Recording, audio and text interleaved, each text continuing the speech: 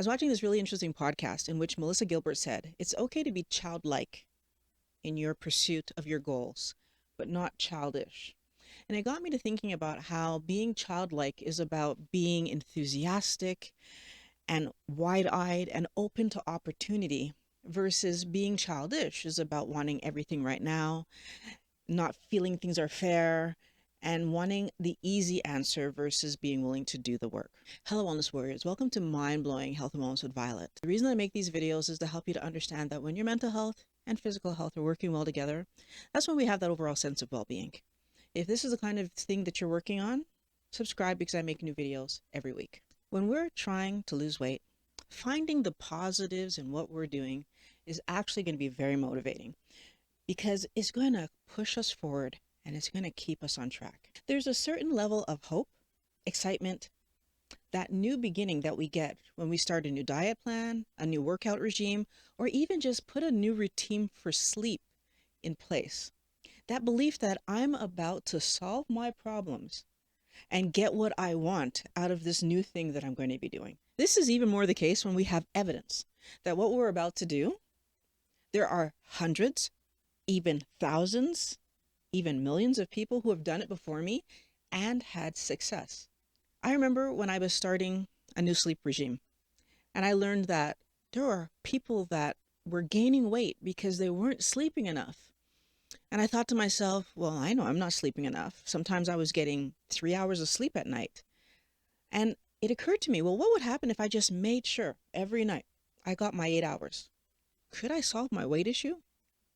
Believe it or not, months later, investing energy in rearranging my schedule to create the scenario where I could get to bed on time and sleep a full 8 hours every night, months and months later, no change in weight. Did I feel better? Sure. Did I keep sleeping that way? No. And why not? Because I didn't accomplish the goal that I actually set out to accomplish. At the beginning of a new diet, we have a promise of results. That causes us to walk into the situation looking for evidence that this can be done. And sometimes we want to see that it can be done easily. And we have this optimism, this childlike enthusiasm that this is it. This is the time I'm going to change my diet, stick to it, and actually get the results that I'm looking for. So we jump online and we find keto channels that are showing amazing results, not even just results, amazing results. And they're showing the foods that they ate, and there's recipes, and there's workout routines, and there's delicious looking meals that you're saying to yourself, delicious looking snacks that you're saying to yourself, if I could eat meals like that and snacks like that and look like them, heck yeah, I'm on board.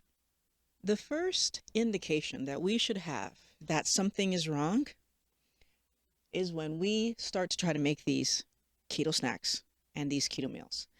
And we see the ingredients that we need to buy, A, are exorbitantly expensive, and B, hard to find. Not to mention C, the amount of time it takes to recreate these keto meals and keto snacks in any way that looks similar to what we see is almost impossible to do, if not taking an exorbitant amount of energy. It's not effortless. And we are disappointed. And we are frustrated because it doesn't taste anything like the real thing. And we really want that taste of the real thing that we're so used to. And we might go back looking for the real taste of the thing that we're used to. And all of a sudden, we're now in that situation where we've eaten off plan, possibly multiple times, and we're not happy with ourselves. And we decide that we're not strong enough, or this diet doesn't work, or it's not easy enough, and we stop the improved eating that we were trying to do and resume eating standard American, standard Canadian diet. And we regain the weight that we might have lost, and sometimes we regain even more than that. Guess what? On some level, I agree with you. The keto diet doesn't work if you come into it with the idea that this is going to be easy, this is going to be simple, I'm going to eat all this fun stuff, and I'm going to lose weight, and it's going to be like really fast and really quick. And if we come into the situation acting childishly, we're not going to get the results that we're looking for. The reason that that childlike wonderment that kids have helps them to accomplish things is because children go into a situation with curiosity. Children go into a situation asking the right questions and willing to push and engage. They're excited to learn, they're excited to accomplish, and they understand that they might fail, and not only fail, that in that fail they might get hurt. The average child learning to ride a bike is fully aware that if they fall off the bike, it's going to hurt. They do it anyway. The average child learning to ride a bike falls off the bike multiple times, gets hurt, cries, and then the next day they keep going and they try again. We as adults have grown into people who don't ever want to feel negative. We don't want things to hurt. We don't want to fail. We don't want to have to try more than once to accomplish something, and it's blocking our ability to manage our health. It's important for us to keep in mind that most of our children are walking, riding bikes, using utensils, using tools. Most of our children, we don't watch them while they're going up and down the stairs. Like, most of our children are able to do everything that we're able to do. And while they were learning to do it, they were getting hurt left, right, and center. If you think about your kids, when they were very little, they fell and cried probably every day under the age of, let's say, 3. And then between 3 and I would probably say 10, they fell and cried probably once a week. And then from the age of 10 to 18, because now they've picked up hobbies and activities and are out with friends and are climbing trees and are doing things, they were probably at least once a month getting hurt in their sport or activity. And yet they kept doing it. And the reason that I'm pointing this out, and I want everyone to think about it, is that that wonder that we see in our young people, that they just want to go out there and conquer the world and they're not afraid of anything. That wonder is what helps them to push forward, to learn stuff, complicated stuff. Because guess what? They're going to get failing marks and they're going to get teased by friends, and they learn complicated social things, complicated academic things, complicated life things, because they allow themselves to fail. And somehow, when we become adults, we get in our head that we're no longer supposed to fail, that we're not supposed to work hard to get things anymore. And that's not true. For me, being childlike in my pursuit of almost everything in my life is about being willing to push through the obstacles and failures to get the result that I want. And I do it relentlessly. And I love it and I have fun with it because I like the questions as much as I like the answers. And I know that if I push through, I'm going to get an answer. Whether it's success or failure, I'm going to get an answer. And that's the other thing that I want people to think about. This is not if you work hard, you'll get everything you want. That's not true. There's lots of kids who spend hours on the basketball court and are not NBA players. The same way that there's lots of adults who did multiple difficult studies and are not in their field, the field that they wanted to be in, I should say. It's not that because I work hard, I'm going to automatically get what I'm looking for. What it is understanding that if I work hard and I'm curious, I'm going to figure out what I can get and what's not possible. Will Violet ever comfortably weigh 100 pounds at 5'9"? No, that's never going to happen. Not because of what I would need to eat to get there, not because of what I would look like and how I would feel about myself. Comfortably being at 100 pounds, not going to happen. Could I end up at 100 pounds if I end up sick? Probably. But that's not comfortable and that's not what I want. At some point in your journey to solve your physical health issues, so internal physical health as well as weight, you're going to realize that a ketogenic lifestyle isn't about a quick fix, a simple solution, fun treats. A ketogenic lifestyle is actually about eating 20 grams of carbs or less. A ketogenic lifestyle is about understanding how food affects me.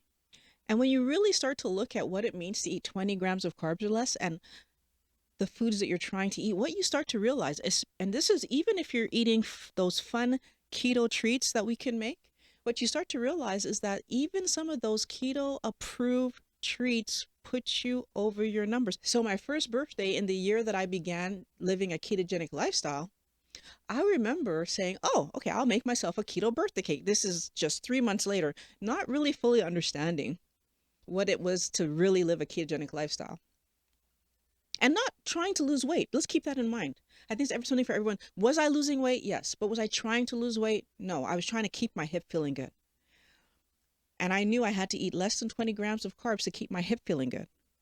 And when I started to, and I did make the cake, by the way, when I made the cake, and then I decided to check, okay, how much of this cake can I eat?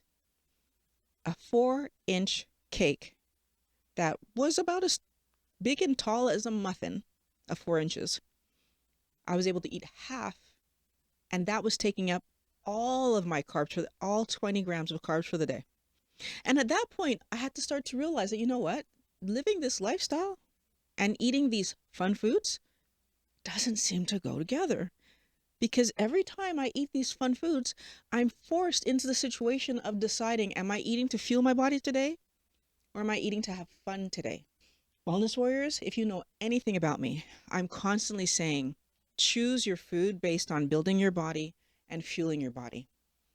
And honestly, that first birthday, it was put in my face that to do a birthday, I had to choose against my health. And that bothered me. It bothered me enough that today I no longer have any kind of keto treat that I make. Like I don't make keto cookies anymore. I don't make keto treats because A, once you start eating them, they're delicious and you don't want again, right? But B, if I choose to eat that, that's less healthy food that I have to put in my body. That's less healthy food that I have to fuel myself. It's less healthy food that I'm intaking that day. I'm eating for fun. And I keep trying to help you guys to understand that that's not what we're supposed to be doing. Eating for fun is me being childish and wanting to have a healthy body while eating unhealthy foods. And honestly, as much as almonds are healthy, when I'm grinding them up and making a cake out of them, the amount of almonds I'm now consuming, it's no longer at healthy levels. And we need to think about that as well. That anytime we refine anything and concentrate it and allow ourselves to figure out a way to get more of that in ourselves in less time, we're taking something healthy and we're making it unhealthy. We did this a lot with juice.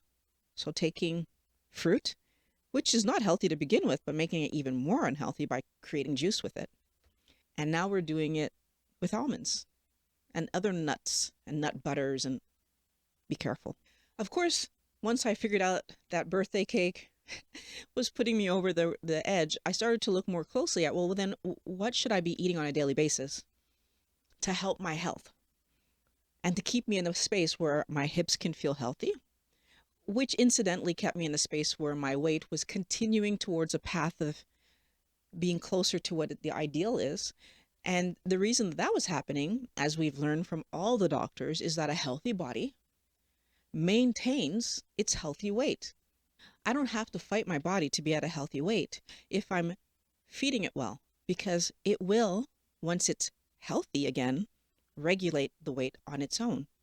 Because your body doesn't want to be overweight. Your body does reserve energy for a day where you might not be able to have energy. And this is going back to the caveman days and the pre-refrigerator days when we couldn't store food. But now that we can, your body doesn't need to store extra energy on you to the extent that it might have once done, first of all. But second of all, when we didn't have refrigerators, when we didn't have food in the cupboards, we weren't able to eat at the pace that we're able to eat today. That little bit of storage that you had on your body did not keep us looking anything like what I look like today. I would have been much thinner. Let's keep that in mind. My childlike curiosity going into this keto process allowed me to look for different vegetables. It allowed me to look for salad dressings and salads, and it allowed me to try to figure out, okay, if these foods are causing me to not do well, what foods would help me to do well?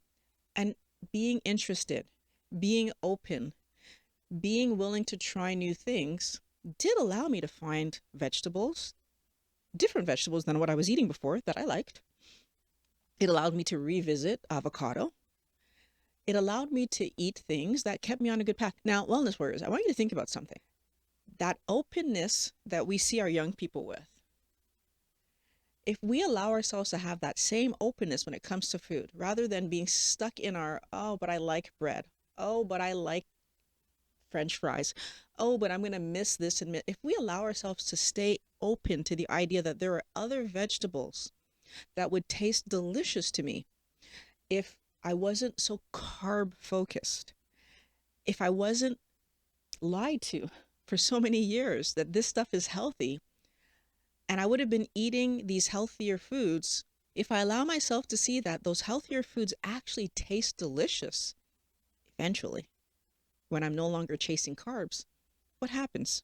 Well, you put yourself in the situation where you're happy to eat what you're eating. So many people do not succeed at the ketogenic lifestyle because they're not happy to be eating what they're eating, because they're still looking at their family eating what was not helping their health, is not helping their family's health, saying, I wish I was there. I wish I could eat that. Why are they able to eat it and I'm not? How come I can't? And you know what?